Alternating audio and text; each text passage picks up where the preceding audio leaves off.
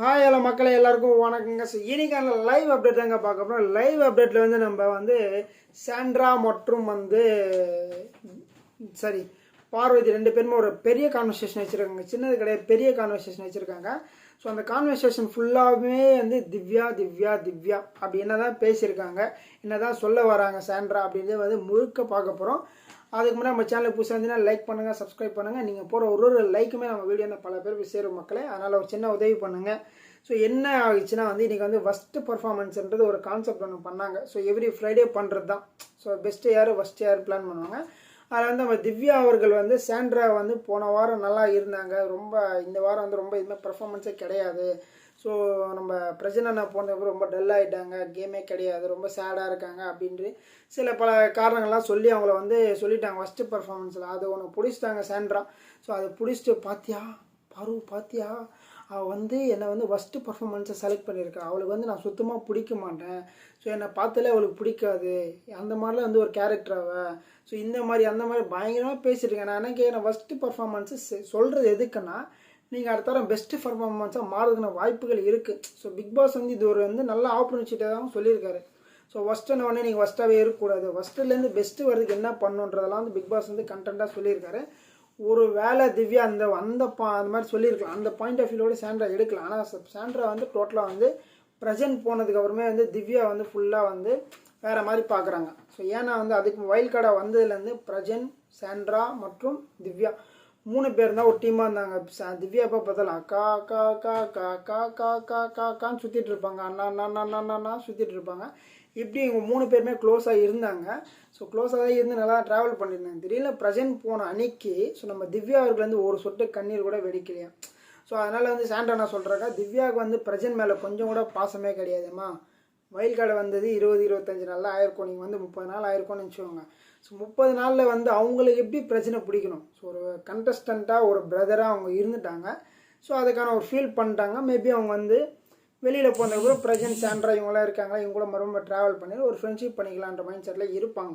அதுக்குள்ளே வந்து நம்ம சாண்ட்ரா வந்து வேறு எதுவும் நினச்சிட்டு வந்து இந்த மாதிரிலாம் பழகுறா, வந்து ப்ரெசென்ட் போன உடனே வந்து என்னோடய துணியெல்லாம் எடுக்க சொல்லிட்டேன், என் துணியெல்லாம் எடுத்து என் பெட்டு கொடுன்றா, ஏதோ பண்ணுறா. அதுக்கப்புறம் வந்து என்கிட்ட ஒழுங்காக பேச மாட்டேறா, என் மேலே அது ரொம்ப வெஞ்சஸ் வச்சுருக்கா. அவள் வந்து நாங்கள்லேருந்து அவனை எப்படி திரும்ப பார்த்துக்கிட்டோம், பிரஜனை எப்படி திரும்ப பார்த்துக்கினாரோ, கூட போகிற தங்கச்சி அளவுக்கு தாங்கி தாங்கி தாங்கி பிடிச்சிருந்தாரு. அந்த மாதிரி இந்த பிரஜன் போனது ஒரு சொட்டு கூட அவங்க கண்ணீர் விடலையே அப்படின்னு சொல்லி இவங்க அழுகுறாங்க. பிரஜன் போனது அவங்க அழக்கூடாதுமா, தப்புமா அது என்ன சொன்னால் கேட்க மாட்டாங்க. அந்த ஒரு விஷயம் வந்து பார்வதியை டிஸ்கஸ் பண்ணாங்க. ஸோ பார்வதியுமே வந்து நேற்று சொன்ன டாபிக் தான் சொன்னாங்க, இல்லை திவ்யா வந்து நீங்கள் ஏன் பேசலைன்னு சொல்லி கேட்டுட்ருக்கா, நீங்கள் ஒரு வாட்டி பேச வேண்டியது தானே அப்படிமா சொல்லிட்டு இருந்தாங்க. பட் பாரு வந்து ஒரு ஸ்டாண்டில் இருக்காங்க. ஸோ திவ்யாவும் சாண்ட்ராவும் பயங்கர க்ளோஸ் தான், ஓகேங்களா. ஸோ சடனாக அவங்க பேசாது, நம்ம எதுவும் பண்ண முடியாது. ஸோ பாரு சொன்னாங்க, இல்லை நீங்கள் ரெண்டு பேரும் ரொம்ப க்ளோஸ் தானே, எதனால் எப்படி ஆயிடுச்சுன்னு இந்த ஒரு ரீசனை வந்து சொல்லிட்டு இருக்காங்க. அதுக்கப்புறம் அந்த ஐஸ்கிரீம் மேட்ருன்னு சொல்லிட்டு இருந்தாங்க. பிரஜன் வந்து வின் பண்ணது வந்து எனக்கு தான் வந்து ஐஸ்கிரீம் வாங்கி கொடுக்குறேன்னு சொன்னார், என்ன ஃப்ளேவருன்னு கேட்டார். ஸோ நான் கம்மோடு இருந்தேன், சார் திவ்யாவுக்கு வேணும்னு சொல்லி தான் நான் வாங்கிட்டு வர சொன்னேன் அப்படின்னு சொல்லி பொத்து அழுகுறாங்க. ஐஸ்கிரீம் மேட்ருமா அழுகுற மாதிரி எனக்கு தெரிஞ்சிச்சு. ஒரு வேளை அவங்களுக்கு உண்மையிலே கஷ்டமாக இருந்திருக்கும். அது வந்து அந்த ஒரு பாயிண்ட்டை சொல்கிறாங்க, திவ்யாவுக்காக வந்து பிரச்சனை அவ்வளோ கஷ்டப்பட்டு ஐஸ்கிரீம் எல்லாம் எடுத்து கொடுத்தாரு, ஸோ அந்த ஒரு நன்றி கூட இல்லையே அப்படின்ற மாதிரி வந்து ஒரு பாயிண்ட் எடுத்து வைக்கிறாங்க. அதில் வந்து ஐஸ்கிரீம் கேட்டாங்க, அவருக்கு வந்து ஆப்பர்ச்சுனிட்டி இருக்குது, ஏன்னா அவங்க டீமில் வந்து ஒரு நபருக்கு வந்து ஐஸ்கிரீம் இருக்குது, பிரச்சனை வேணாம் அப்படின்னு சொல்லிட்டாரு. அந்த ஐஸ்கிரீம் எடுத்து வந்து திவ்யா கொடுக்கறதுக்கான ட்ரை பண்ணார் அவர். பட் அது வந்து பார்வதி கொடுக்கல. சாரா பார்வதி என்ன பண்ணுறாங்கன்னா, எனக்கு கொடுத்துட்டு எல்லாம் விட்டுரு, மறுபடியும் சாப்பிட்டு உள்ளாருன்னு சொல்லி அதை முடிச்சிட்டாங்க, ஓகேங்களா. அந்த ஒரு விஷயம். அதுக்கப்புறமா வந்து திவ்யா வந்து உண்மையாகவே என்கிட்ட வந்து எப்படி சொல்ல, உண்மையாகவே இல்லை, ரொம்ப ஃபேக்காக தான் இருக்கா, என்னை வந்து என்னை வச்சு யூஸ் பண்ணிகிட்ருக்கா. ஸோ ஃபுல் அண்ட் ஃபுல் என்னை வச்சு தான் யூஸ் பண்ணிகிட்ருக்கா, அவளுக்கு வந்து ஒரு ஆப்ஷனே கிடையாது, ஸோ அவங்கக்கிட்ட கேமே கிடையாது, நாங்கள் தான் வந்து அவங்கள வந்து சொல்லி கொடுத்து எடுத்து வளர்த்த மாதிரி பயங்கரமாக பில்டப் கொடுத்து பேசிகிட்டு இருக்காங்க. இந்த விஷயத்தில் வந்து டைரெக்டாக போயிட்டு திவ்யா கிட்ட உட்காந்து ஒரு 10 நிமிஷம் பேசினாலே ஸோ திவ்யாவோட பாயிண்ட் ஆஃப் வியூவில் வந்து என்னென்ன இருக்குது, அக்கா நான் இந்த மாதிரி நினச்சேங்க்கா, நீ இந்த மாதிரி நினச்சி ஏதாவது ஒரு விஷயங்கள் வந்து ஒரு கிளாரிட்டி வரும், ஓகேங்களா. ஒரு கிளாரிட்டி வந்து உங்களுக்கு பாண்டிங் வந்து மறுபடியும் வந்து மாறலாம். ஏன்னா வந்து விக்ரம் பியானாவுக்கு ஒரு இஷ்யூ ஆகிடுச்சு, பக்கெட் மேட்ரு. அவங்க ரெண்டு பேரும் டிஸ்கஸ் பண்ணிக்கிட்டாங்க. டிஸ்கஸ் பண்ணோன்னே ரெண்டு பேரும் பயங்கர டீப் ஆகிட்டாங்க.